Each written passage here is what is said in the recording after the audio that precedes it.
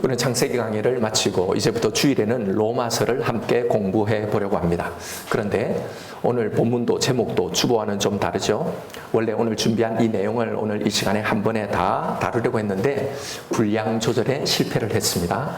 오늘 본문은 앞으로 한 번 혹은 두 번에 정도 걸쳐서 더 다루게 될 것 같습니다.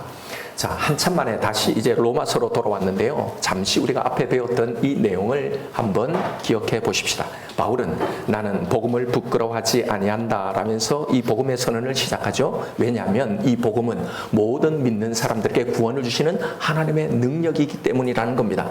그럼 왜 이 복음이 믿는 모든 사람에게 구원을 주시는 능력이 되는가? 왜냐하면 그 복음에는 하나님의 의가 나타났기 때문이라는 겁니다. 그런데 이 의를 덮어주신 모든 자들은 그 모든 죄에서 그 어떠한 죄에서도 의롭다 하심을 얻게 되기 때문에 능력이라는 거죠. 자, 이 덮어주시는 이 의를 바울은 믿음에서 믿음으로 이르게 한다는 이 말로 설명을 하고 이걸 설명을 드렸죠. 앞에 믿음과 뒤에 믿음이 다르다고요. 믿어지는 것, 이 믿어짐의 선물이 바로 하나님이 더딥혀 주신 그 의라고 말입니다. 하나님이 믿게 해주셨기에 그 다음에 내가 믿는 이 믿음이 나오게 되는 거라고요. 고로 항상 변하는 이 변덕스러운 우리 믿음이 아니라 하나님이 주시는 바로 이 믿음이 우리의 그 연약함 어떤 장애도 불구하고 우리를 기어이 당신이 계획하신 그 구원으로 이르게 하시는 바로 이 능력이 된다는 거예요. 그래서 이 복음이 모든 믿는 사람들, 이 복음을 부어주신 모든 사람들을 구원해 주시는 하나님의 능력이라고 한 겁니다. 하나님이 우리에게 부어주시는 이 믿음은 결코 실패하지 않기 때문이죠. 그래서 우리의 이 구원은 실패하지 않는다. 아니, 실패할 수 없다고 말씀드렸습니다. 우리의 믿음은 항상 변하잖아요. 믿는다고 하지만 또 연약하고 넘어지지만 그러나 그 믿음 위에 하나님이 부어주신 이 믿음, 그 의가 덮어져 있기 때문에 결코 우리는 우리의 구원은 바로 여기서 근거를 둔다고 했습니다.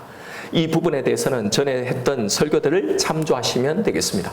자, 그럼 이런 질문이 나오게 되겠죠. 왜 이런 선물, 이런 하나님의 의를 덧입는 것이 우리에게 꼭 필요했는가?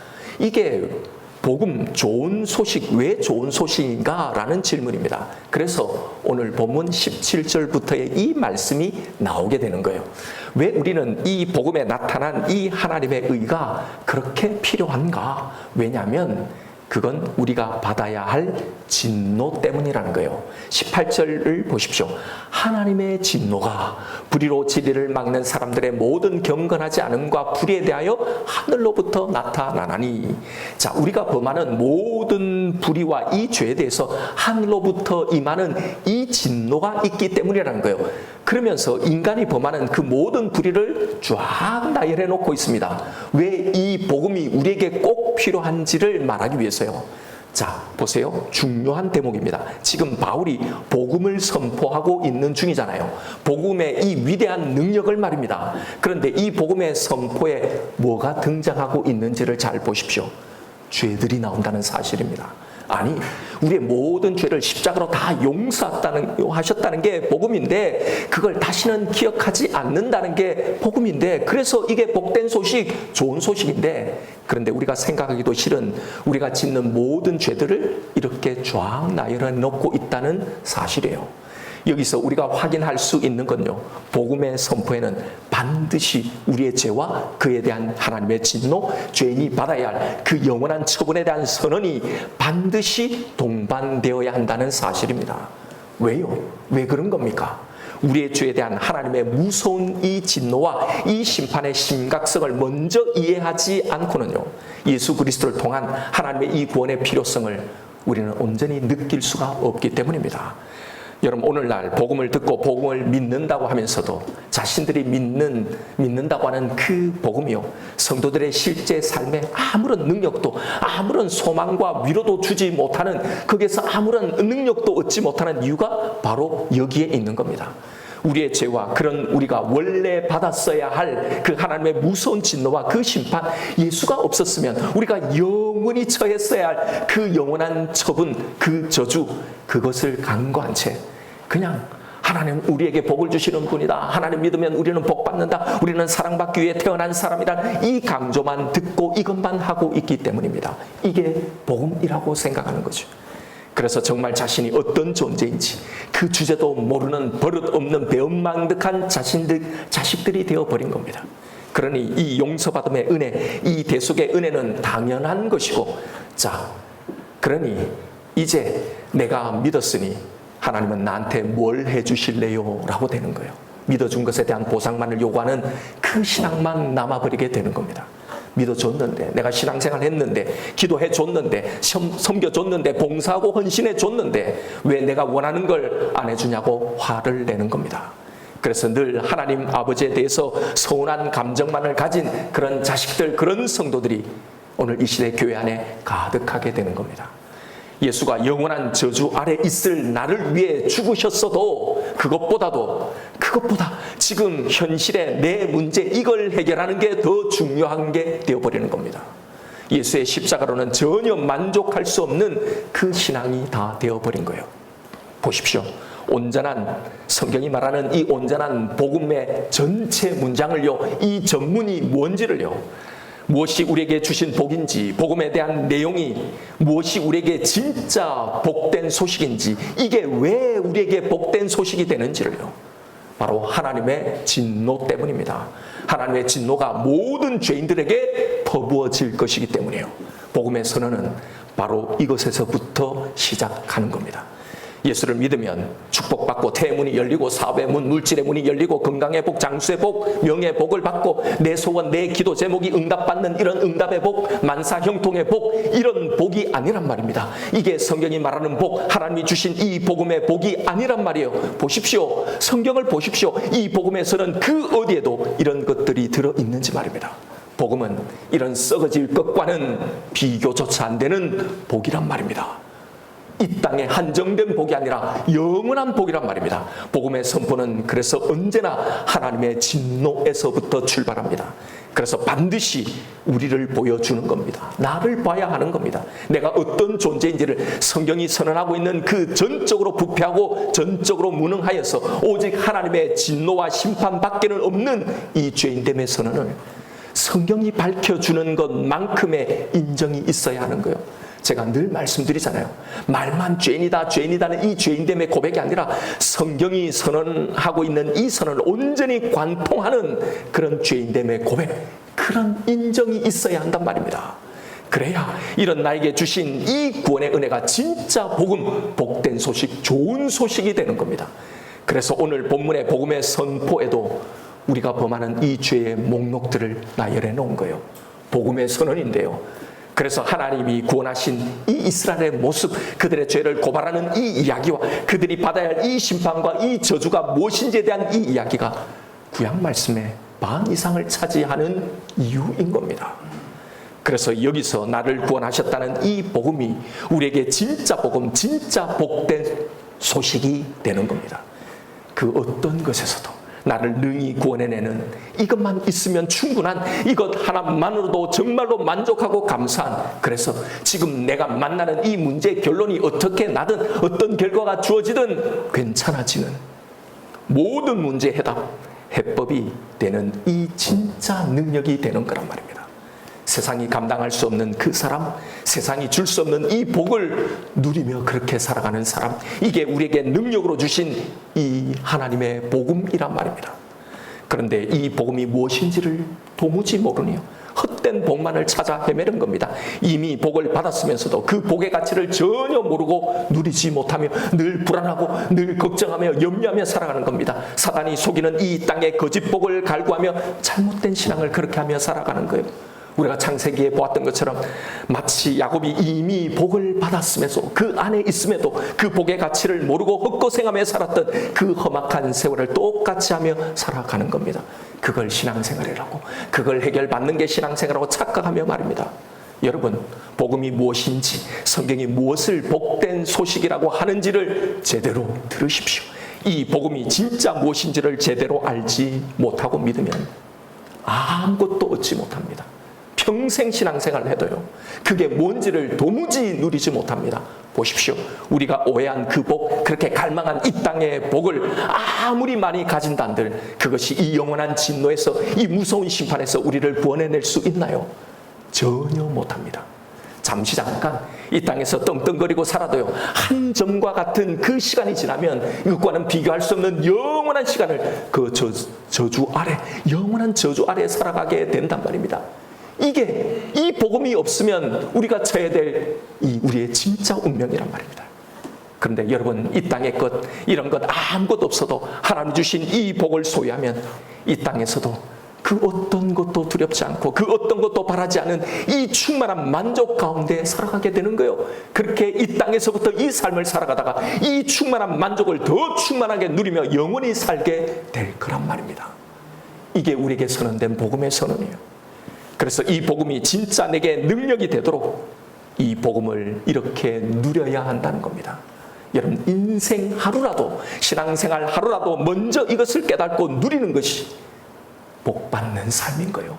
이게 진짜 성공한 삶인 겁니다. 그러니 여러분, 이제부터 우리가 만나는 그 모든 문제들 앞에서 그것이 어떤 문제이든 성경이 선포하고 제시하는 이 방향으로 그 출구를 찾아가십시오. 이 복음의 선포, 이 방식, 이 영적 지도를 그대로 따라가면 지금 내가 겪고 있는 그 문제가 그 어떤 것이라 할지라도 이 복음이 해결해내지 못할 문제는 그 어떤 것도 없는 겁니다. 도무지 헤어나올 수 없는 문제라도, 그런 생각이 들어도 성경이 제시하는 이 방법, 이 방향으로 나아가면 그 두려움의 감옥, 그 우울함과 불안함의 감옥에서 우리는 반드시 출구를 찾아낼 수 있는 겁니다. 그 지도는 바로 이겁니다. 내가 지금 만난 모든 문제들, 모든 상황 앞에서 이걸 생각하십시오. 먼저 원래 내가 어떤 처분에 처해져야 했을 존재인지를, 그 모습을 보며 인정하십시오. 그리고 그런 나를, 당신의 아들을 죽이시고 대신 살려내신 이 하나님의 사랑을 기억하십시오. 그렇게 구한 나를 여기서 죽이시려고, 이 문제 이것 때문에 망하게 하시려고 구원해내신 게 아니라는 걸 여기서도 반드시 이 하나님의 사랑, 이 복음이 나를 건져낼 것을 붙드십시오. 그걸 믿기 때문에 어떻게 이것이 결정나도 그건 하나님의 선하신 섭리 아래 있기에 두려워하지 않게 되는 겁니다. 보십시오. 지금까지도 내가 그만한 자격이 있어서 이 은혜를 여기까지 온 겁니까? 이 자리에 서게 하신 게 다 하나님의 말할 수 없는 은혜 아닙니까? 내가 행하신 대로 다 갚지 않으신 은혜 아닌가요? 내가 행한 대로 했다면 사실은 더한 것도 받아야 하잖아요. 그러니 이 복음 아래 살아가는 내 삶 가운데 일어나는 이것이 어떤 결과라도 전혀 두렵지 않게 되는 겁니다. 그 결과가 이미 완성해 내신, 그래서 주신 내 영원한 운명에 그 어떤 손상도, 아무런 흠집도 영향도 미치지 못하다는 걸 정말 알기 때문입니다. 이렇게 이 능력을 체험하고 누려야 하는 겁니다. 성경이 제시하는 바로 이 해법요, 이 루트를, 이것을 그 어떤 문제일지라도 거기서 빠져나오는 출구 전략으로 삼아야 합니다. 신앙생활은요, 다른 게 아닙니다. 바로 이 연습을 하는 게 신앙생활이에요. 내가 만나는 그 모든 문제들을 가지고 말입니다. 이 연습을 한 사람은 이렇게 하나하나를 통과할 때마다 진짜 이 복음의 능력을 체험하고 누리게 되는 거예요. 이게 신앙의 성장입니다. 이게 신앙생활을 한다는 말의 정의고, 이게 신앙생활의 내용인 겁니다. 내 소원, 내 기도 응답을 받는 이게 아니라요. 이 복음을 머리로, 지식으로, 말의 고백으로, 입술의 고백만을 가지고 있지 마시고 이 복음의 능력을 진짜 누려야 하는 거예요. 이게 믿는 겁니다. 이게 하나님이 우리에게 목표하신 신자의 삶인 거예요. 이 신앙의 길을, 이 신앙의 방향을 향해 나아가시는 저와 여러분 되시기를 축원드립니다. 여기서 설교를 마무리하면 얼마나 좋겠습니까마는 아쉽게도 아직 살펴볼 내용이 좀 더 있어요. 자, 문맥으로 다시 돌아와서요. 우리의 불의와 죄 때문에 하늘로부터 임하는 진노가 있기 때문에 이 복음이 우리에게 반드시 필요하다고 했죠. 그러면서 인간이 범하는 이 불의와 이 죄악상들을 쭉 열거해 놓은 겁니다. 그런데 바울은 여기서 이 모든 죄를 두 가지로 구분합니다. 18절을 다시 보십시오. 하나님의 진노와 불의로, 하나님의 진노가 불의로 진리를 막는 사람들의 모든 경건하지 않음과 불의에 대하여 하늘로부터 나타나나니. 그 두 가지가 뭐예요? 경건치 않음과 불의입니다. 먼저 경건치 않음의 죄인데요. 여기서 경건치 않음이라는 이 말이 우리말로 좀 모호하게 번역이 되어 있는데요. 이 말의 원어적인 뜻은요, 하나님을 믿지 않음, 하나님을 예배하지 않음, 혹은 하나님을 두려워하지 않음이라는 뜻이에요. 즉 하나님을 향한 죄를 말하는 겁니다. 그래서 19절에 하나님 당신을 알만한 것들을 우리에게 다 보이셨음에도 인간들이 하나님을 거부하고 하나님을 여러 짐승과 동물의 우상으로 만들어서 그렇게 섬겼더라, 이런 죄들을 언급해 놓은 거예요. 이렇게 하나님을 믿지 않는 경건치 않음의 죄들을 19절부터 25절까지 쭉 적어 놓은 겁니다. 바로 이것 때문에 하나님의 진노가 하늘로부터 임한다는 거예요. 당연하죠. 하나님을 믿지 않으니 당연히 하나님의 진노를 받아야 마땅하지요. 그런데요, 하나님의 진노는 여기에만 임할까요? 바울은 하나님의 진노가 임하게 되는 또 하나의 죄를 언급하고 있는데 그게 바로 그 다음에 나오는 불의라는 겁니다.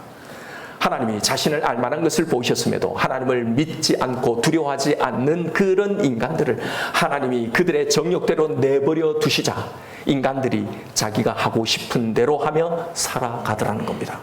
이걸 불의라는 죄로 앞에 하나님과 관련된 이 죄인 경건치 않음의 죄와 분류를 해놓은 겁니다. 이 불의 죄가 어떤 것인지를 26절부터 32절까지 그래서 쭉 열거해 놓은 거예요. 28절부터 보십시오. 하나님의 진노를 받을 그 불의 죄가 뭔지를요.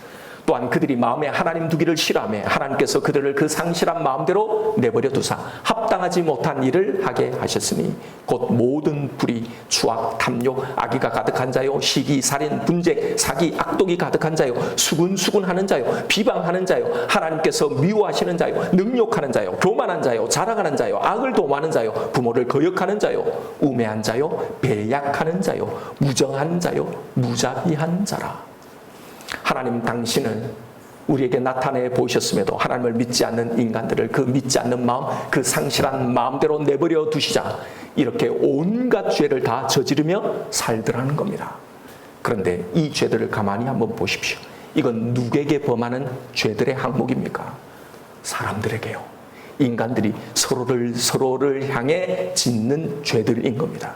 우리가 주목해야 할 대목이 바로 이 부분입니다.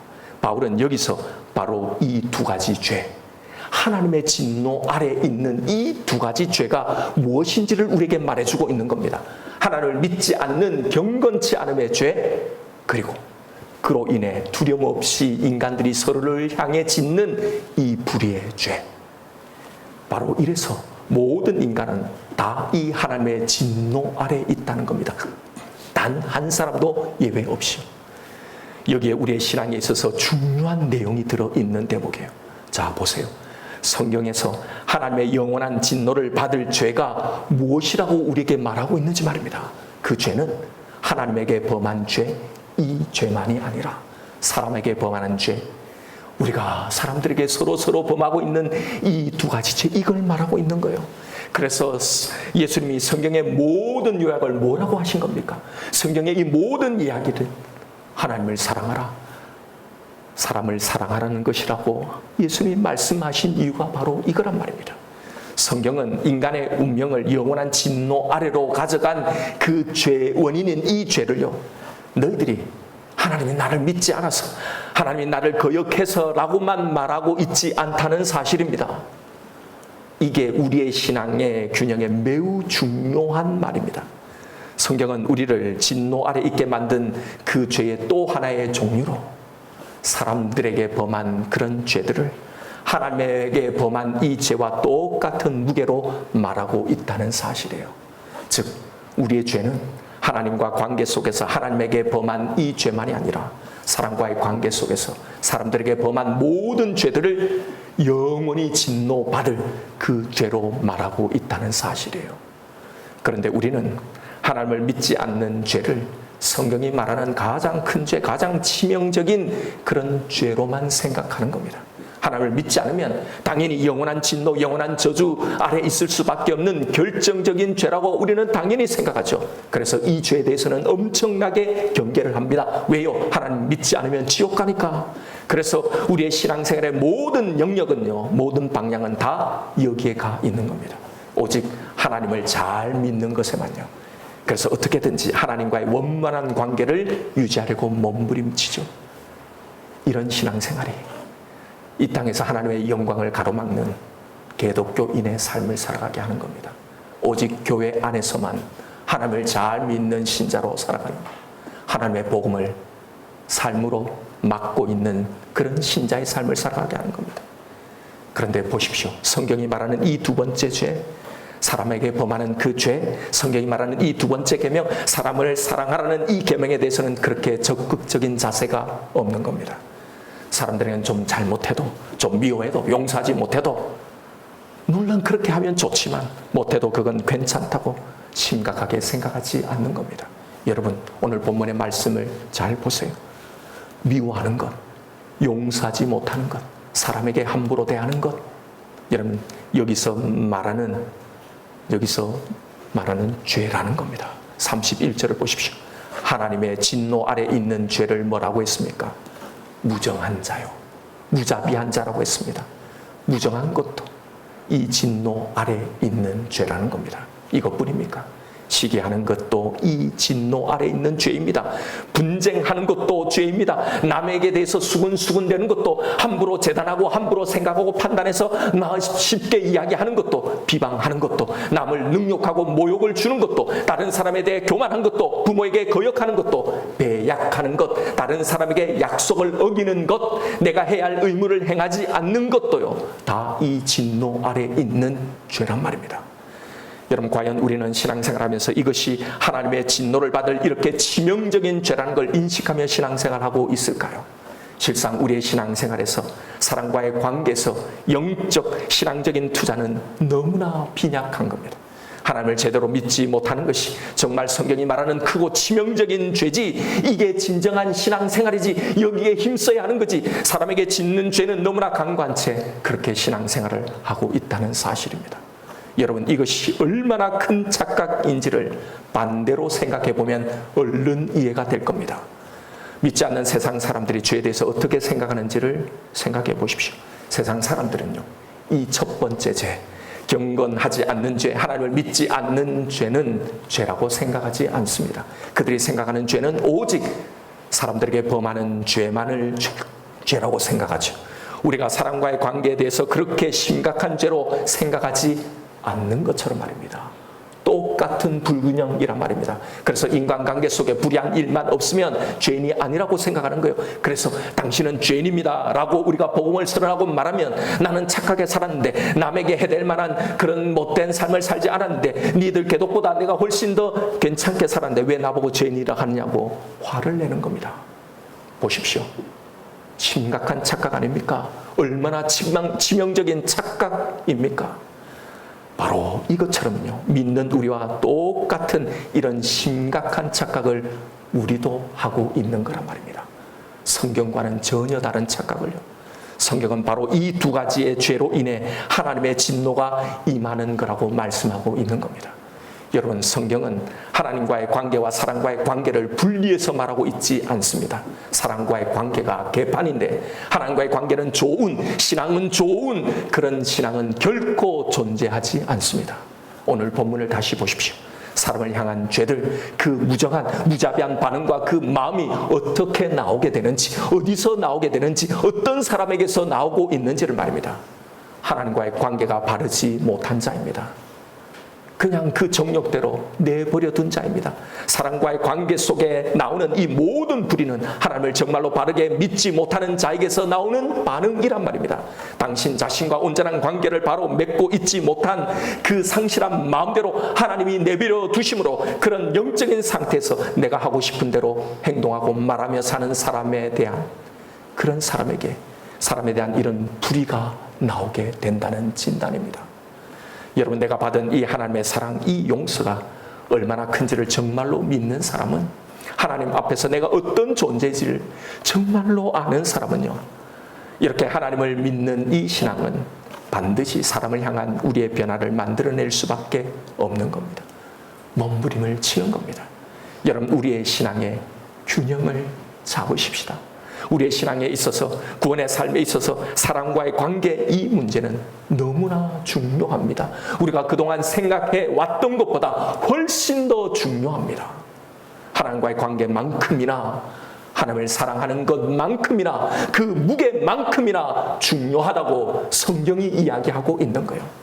여러분, 이걸 또 하나의 율법으로 받지 마십시오. 사랑과의 관계가 좋지 않으면 이런 진노 아래 있어서 우리는 구원을 받지 못하는가라고 두렵게 생각하지 마십시오. 이 두 가지 죄로 인해 이 땅에서 늘 불안과 분노의 고통 속에 살아가는 우리를 향한 하나님의 사랑의 음성인 거예요. 그래서 복음인 겁니다.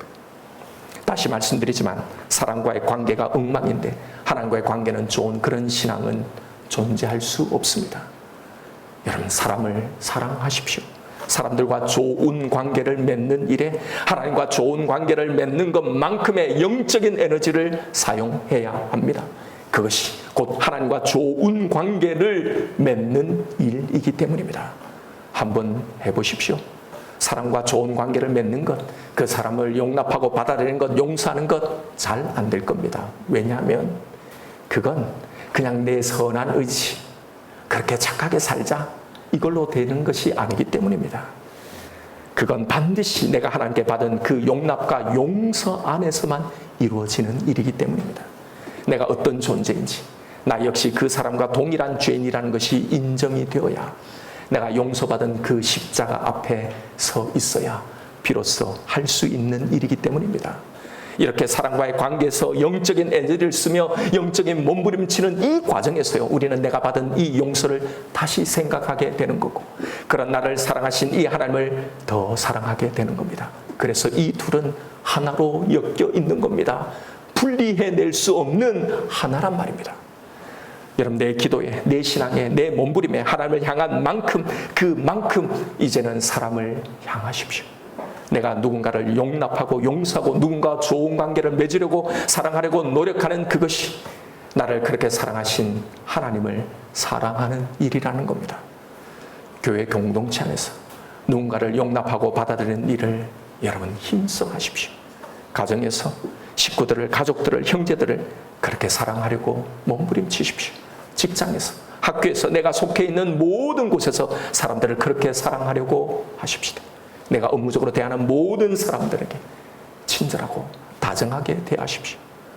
내가 가진 힘과 능력으로 그들을 도우려고 하십시다. 불편한 관계를 불편한 그대로, 무정한 상태를 무정한 상태로 그냥 두시지 맙시다. 몸부림치고 노력하십시다.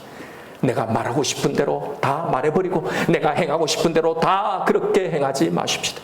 다른 사람이 불편하다면 내 행동, 내 말투, 내 습관도 고치십시다.